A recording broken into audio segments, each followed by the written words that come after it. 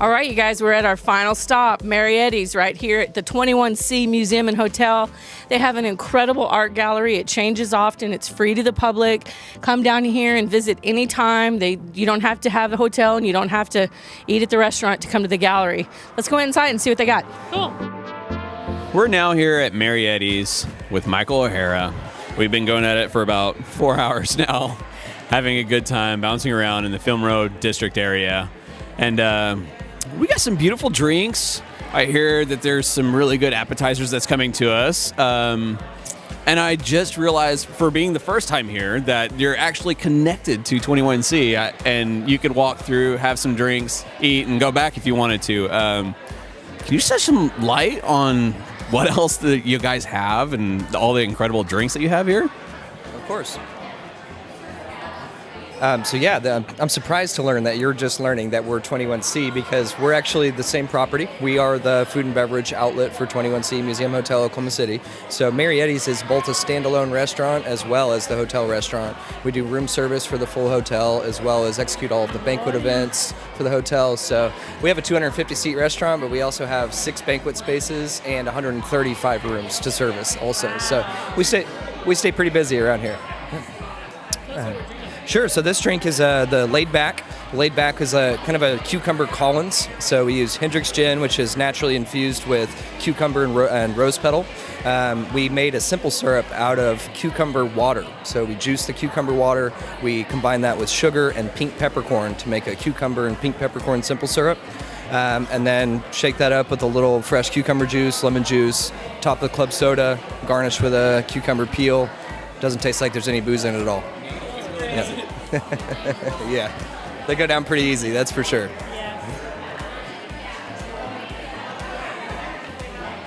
Yeah, this we stopped at Bar Arbolada and we had a cucumber drink there, and it was top notch. It was a little bit on a different, you could taste the alcohol and stuff like that, but this right here is like, it's like you're just getting the cucumber lemon water that you typically get on a summer night, and you just sit here and you drink and sip it. And I can imagine that a couple of these going down and you not realizing exactly where you're at when it's time to stand up. But yeah, this place is incredible. I love how you guys did the bar. I mean, that's freaking awesome.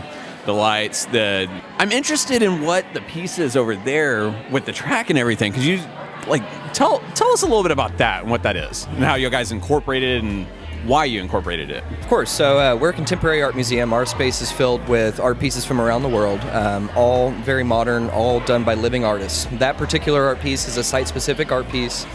We change about 95% of our art pieces once a year, but there are 4 specific pieces that do not change on our property, and that's one of them. It's called The River of Time. It's done by an American artist named James Clark, and it's an homage to both the history of this building as well as the future of this building.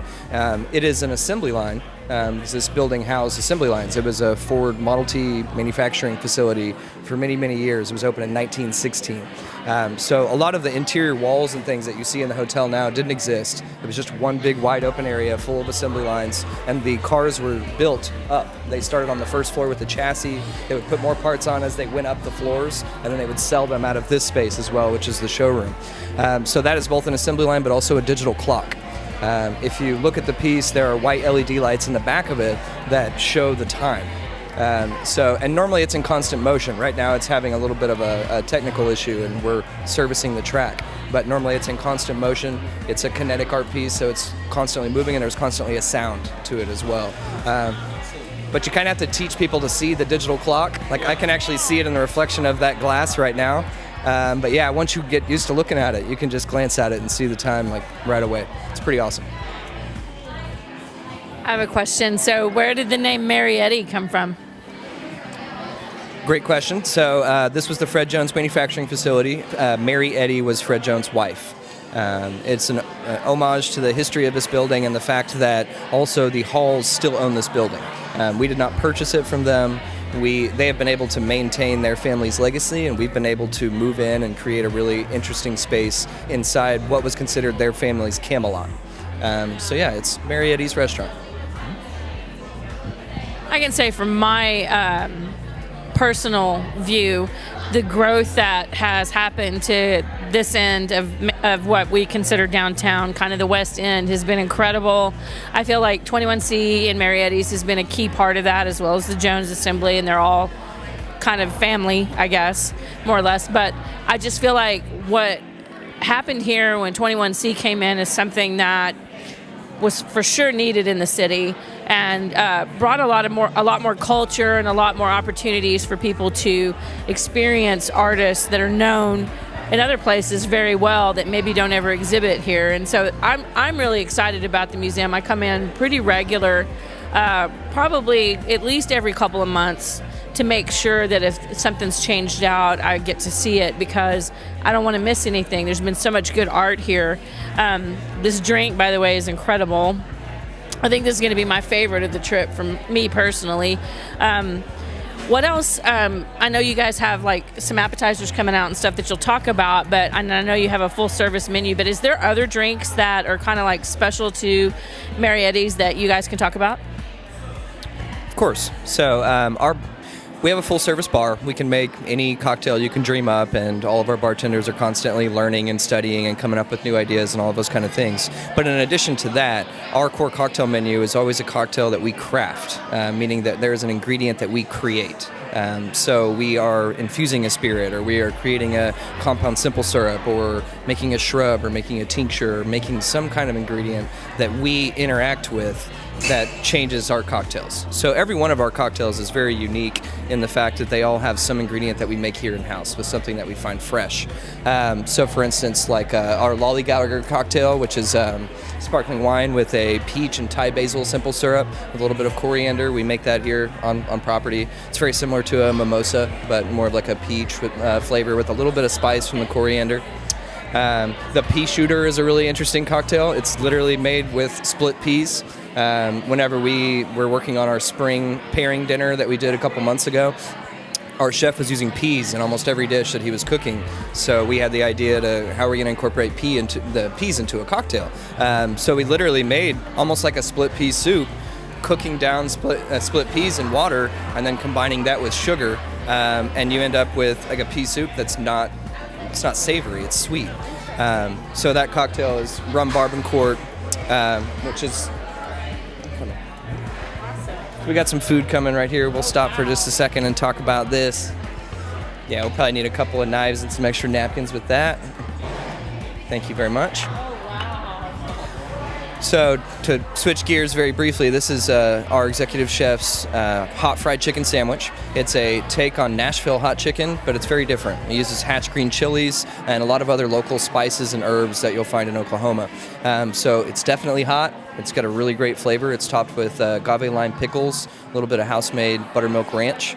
And then over here is a really interesting dish as well. This is our watermelon and popcorn salad. So it is compressed watermelon with avocado, green goddess vinaigrette. It's topped with feta cheese and tasso spiced popcorn, which is very unusual but really, really interesting. A lot of people won't order it because they think it's strange, and but we send it as a gift, and they just think it's the coolest thing they've ever tasted. So we'll have some, let's see, we've got some silverware right there we can grab, and we can get started in on those in just a minute. But yeah, just touching back on our cocktails, like we said, like almost every cocktail we have has a story. It's got some kind of special ingredient that we created or that we seeked out or that we really crafted to make it be one of our menu cocktails. Whenever we create a new menu cocktail, that's always a step in the process of getting us there, is what will we craft? What are we going to make for that?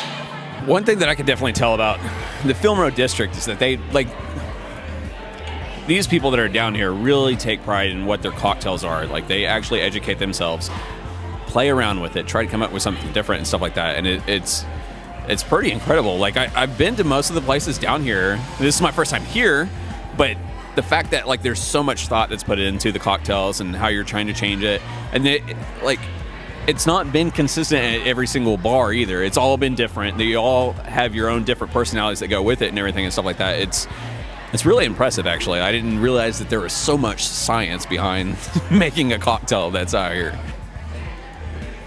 You know, the art of the craft cocktail is a thing that's really kind of blowing up all over our city and all over the country, and really caring about your ingredients and really like really putting as much thought into it as our chef puts into what's going on the food menu, rather than just slapping some ingredients together and putting a cocktail out.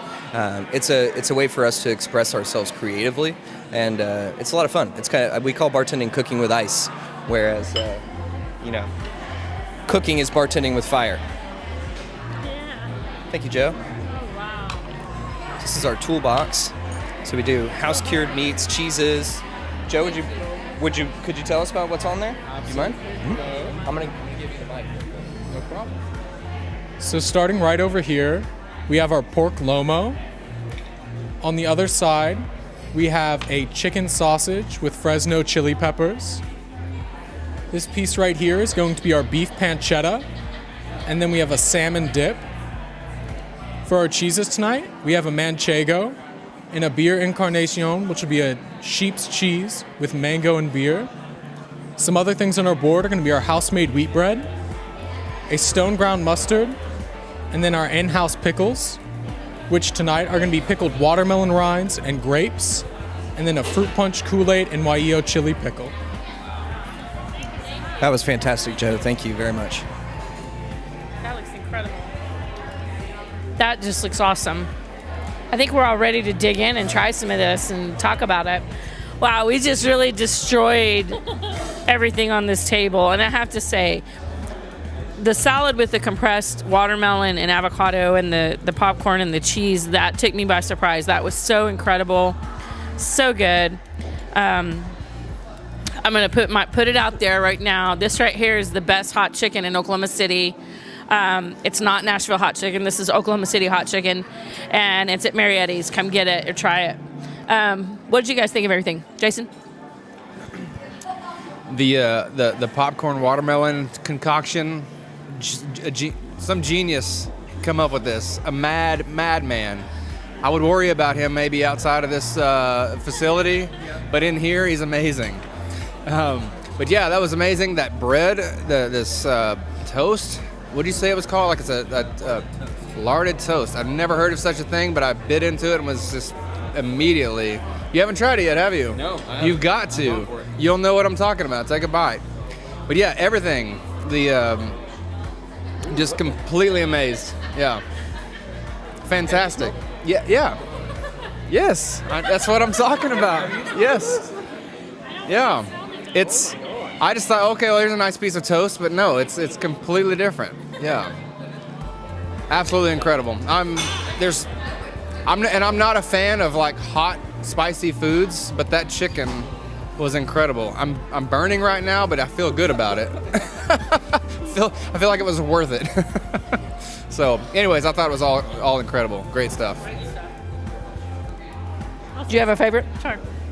I think I'm just like really impressed by the craftsmanship of your food, that it's not just like food that's thrown together without thought, but like you guys actually intentionally put together your food. That you said on the charcuterie board that it took 18 months for one of these meats to be cured. Like that is intentionality at its finest, and like that's what I want to put in my stomach right there. Like I want some intentionality in food, and I think it's really, just craftsman. I think it's really great food. Yeah. Now they brought out another drink for us. Tell us a little bit about this, Michael. Sure. So this next drink is called the Rosella. Rosella is a tropical bird. This is a very tropical drink. So we're using Cachaça 61, which Cachaça is similar to rum, but it's a little more fiery, and it actually has like unaged whiskey blended into it, not just sugarcane distillate. And then it has a house-made mixed berry shrub. So we would take... We'll take a couple pounds of mixed berries, meaning blackberries, raspberries, strawberries, and blueberries. Infuse that into rice wine vinegar. Add sugar to that. Let that sit and macerate for 2 weeks to a month, and then once we pull that out, you're basically left with an infused drinkable vinegar. Is what you've got left there. So mixed berry shrub, Cachaça 61, Chirot aloe vera liqueur, cucumber bitters, and then garnished with a little fresh basil on top.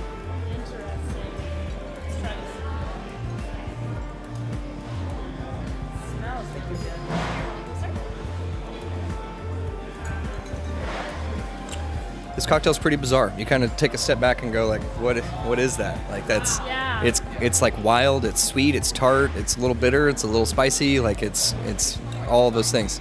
It's really, I don't know, it's really mind-boggling. Like it's like you said that it's 19 flavors one after another, and it's kind of the longer it sits on your tongue, it changes. The more it goes away after you've swallowed it, it changes. It's I don't know. I don't know if I've really had a drink that complex before. I think it was created by Willy Wonka. Willy Wonka did it. That's really the best If way to put anybody it. could, it was Willy Wonka.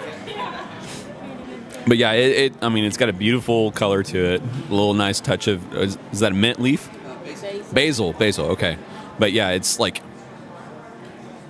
I don't even know how to describe the smell of it. And it doesn't taste, it's almost like a wine type smell. A vinegar. I would say it's got a little bit of a sour sting from when you're smelling it, but it is definitely in a good way, and it comes with beautiful glassware as well that's etched. Like, you guys put a lot of thought into this all the way around.